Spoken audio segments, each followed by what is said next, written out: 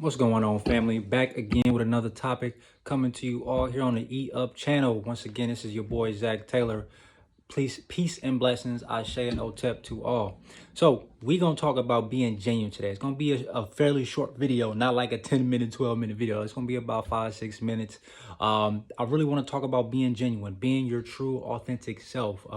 I've learned and realized throughout my years of being in corporate world and being in school that the most authentic people who do not try to sugarcoat who they are pretty much always have things work out in their favor, whether this be at a job or school, because, well, we haven't gotten used to a facade in which they put on or some type of characterization or a cloak to try to fit into the boundaries of whatever environment that they're in. They, if they are very excited and enthusiastic and talk with a certain amount of vigor, well, now when a negative situation happens and that person is letting you know what's real, no one is going to be like, oh, that person's weird or that person's crazy or they doing too much. Like, no, because this is expected and they know how this person is, and they pretty much always get the benefit of the doubt. One person who I can, two athletes, honestly, we can look at Marshawn Lynch and Kevin Garnett. And y'all that may have seen Kevin Garnett's jersey retirement ceremony, I mean, oh my gosh, like we all know, even the NBA TV newscasters was like, man, I wonder if KG's going to need a bleep button, right? They let, and this thing was live on TV, y'all, and they let KG cuss up a storm. But guess what? We all know that about KG. This is not a secret. We know how animated he is in his speech, how his mind ticks a little bit. So again, he was very authentic during his jersey retirement ceremony. And of course, everybody embraced it because we know how he is. And same thing with Marshawn Lynch. He allows his personality to just flow and be how he is and not try to, simmer down because he's in front of a camera, right? So I want to talk to you about the same thing, just truly being yourself and being okay with being how you are and presenting that person to the world, right? So genuine would be defined as truly what something is said to be, and authentic. And the etymology dictionary says that belonging to or proceeding from the original stock, native, real, natural, truly pure, right? So being at your purest form, being at your highest self and mental state, and never really watering down who you are, right? Embrace your authenticity. People will learn to appreciate you more. Always exhibit your true, raw personality. And people will learn to love you and appreciate you just the way you are. For those people out there who would be considered to be rough around the edges or a little bit just hyper, right? Eventually people love that energy about you because, well, there aren't too many people like that.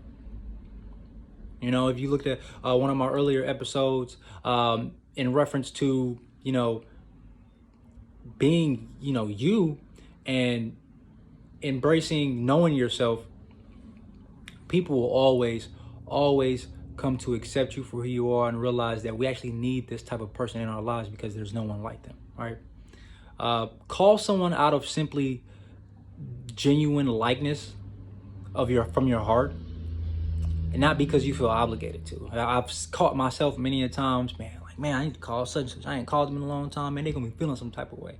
But then if my energy doesn't match like a genuine phone call, well, then really the conversation won't be too long and it won't be about anything of value because I'm only calling out of feeling obligated as opposed to I really want to check up on this person. I really want to see how this person is doing, and I would like to hear their voice. And every time I've done that, people just like, man, it's really good to hear your voice. I appreciate the phone call. That is when you need to call people, not because you feel obligated. Speaker and philosopher Alan Watts said in a lecture, look, will you be absolutely genuine with me? I want you to do something genuine or do something that expresses you without the slightest deception. No more playing games with me. I want to see you. Again, not putting on a facade or trying to minimize who you are as a person. Be you. EO, emotional intelligence, is responsible for over 50% of your career success. Yet emotional intelligence is irrelevant without being genuine. Researcher Christina Phoney said that your coworkers think about the emotions they see and care whether they are sincere or manipulative. So for any of you leaders out there who may be supervisors, managers, or you run a business, right? People are always trying to see if you're being genuine or if it's a manipulative, divisive act that you're doing in order to, get your numbers up, right? Improve production, right? Make sure the business is still running. Are you doing this for my benefit because you actually care about me, or is this all about the numbers?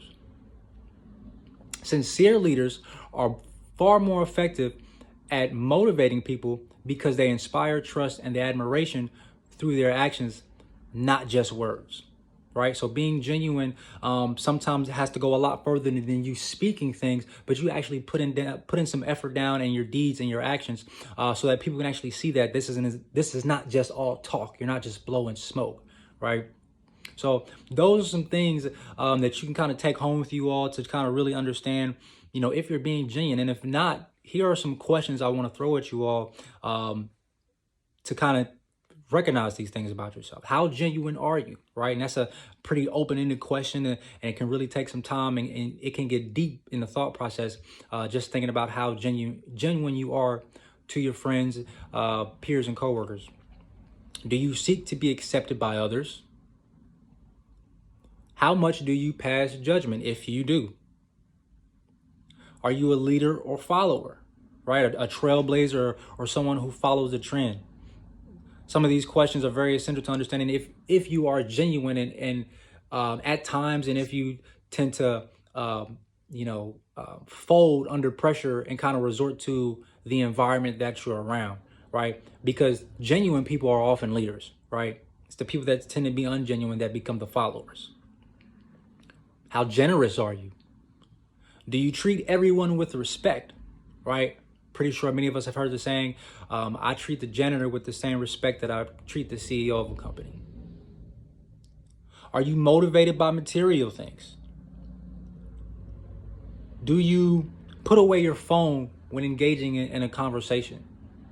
Right? These things matter when it comes to, again, emotional intelligence and being genuine, being considerate of your time and energy that you put out with other people. Are you hypocritical? Do you have humility? These are some things I want you all to think about in terms of how genuine you are, whether or not you shun yourself from being who you truly are, and whether or not your genuineness actually comes out, or is it something that people don't see because you're having, thoughts of fear, right? Putting things into your mind that are not reality, but you're creating obstacles and hindrances that don't allow people to see the genuine person in you. So that's all I have for today. Hope you guys, took some notes and got some things that will really allow you to see within your own self.